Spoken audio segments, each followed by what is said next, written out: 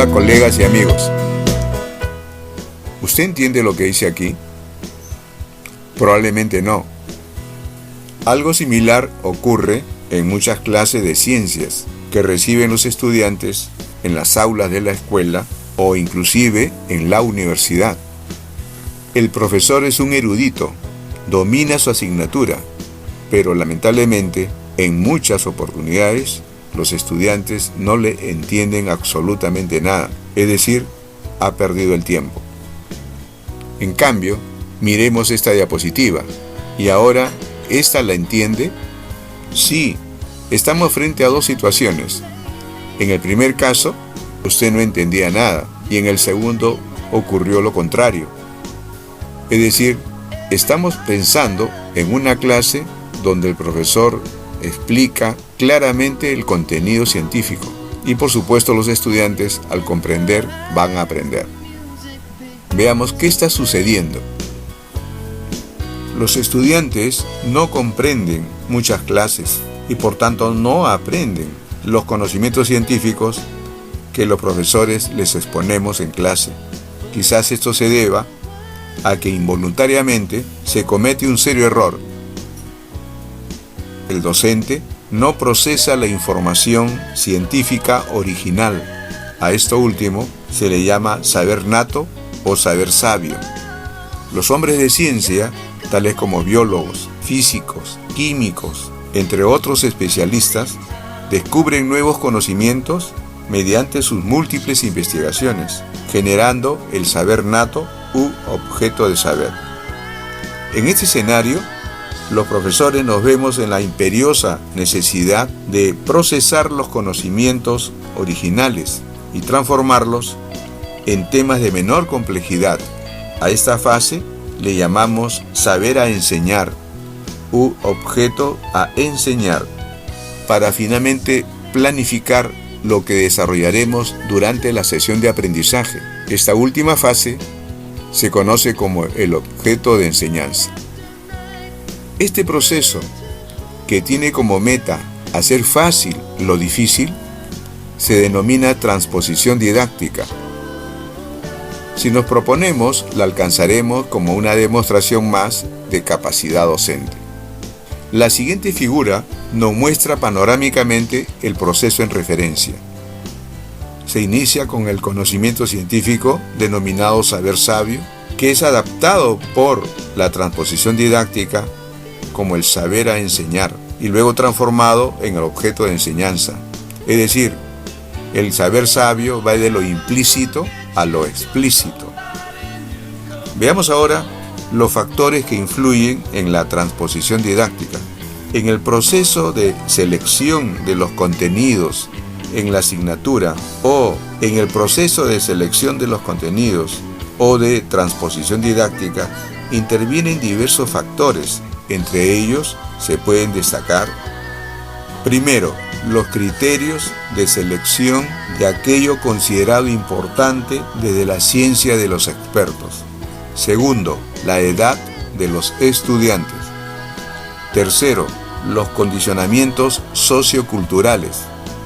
Cuarto, los objetivos y o competencias que se fija el propio sistema educativo. Tipos de transposición didáctica. La forma clásica y más generalizada de transposición didáctica consiste en escoger un campo de saber, un modelo o teoría científica, y romperlo, o mejor, descomponerlo en conceptos y procedimientos que se enseñan separadamente a través de las diferentes lecciones del programa. Uno de los tipos de transposición didáctica que vamos a considerar en esta oportunidad es el modelo analítico que vemos a continuación. Observemos el modelo analítico. Se inicia con el objeto de saber, el cual puede consistir en un modelo o una teoría. Luego vemos que continúa con el objeto a enseñar, el cual consiste en fragmentos del modelo, etc., los cuales se desglosan en lecciones, las que a su vez presentan un cierto orden para finalmente llegar a la fuente nata de información, que se desglosan en lecciones que se presentan en un cierto orden para luego llegar al inicio del conocimiento. Vamos a observar a continuación un ejemplo de aplicación de la transposición didáctica. El tema que va a exponer el profesor en clase son los bacteriófagos, pero él es consciente que si no aplica la transposición didáctica, sus alumnos no van a entender el tema, y entonces procede previamente de la siguiente manera. El saber nato son los virus, los cuales, como se sabe, son moléculas de ADN o ARN, rodeadas por una envoltura proteica que necesitan células viables para poder replicarse, y otros contenidos que constituyen pues la fuente del saber. Este saber nato va a pasar a un saber a enseñar, que estaría representado por el tema en sí, bacteriófagos. Este objeto a enseñar, bacteriófagos, el docente lo va a desagregar en virus, bacterias, ADN, ARN, bacteriófago, replicación, antígeno, anticuerpo, lisicelular, antibiótico, es decir, todos los términos científicos que tienen relación con el título principal. El profesor considera en sí que estos términos son fundamentales para poder comprender el tema que va a exponer. Luego los ordena en capítulos.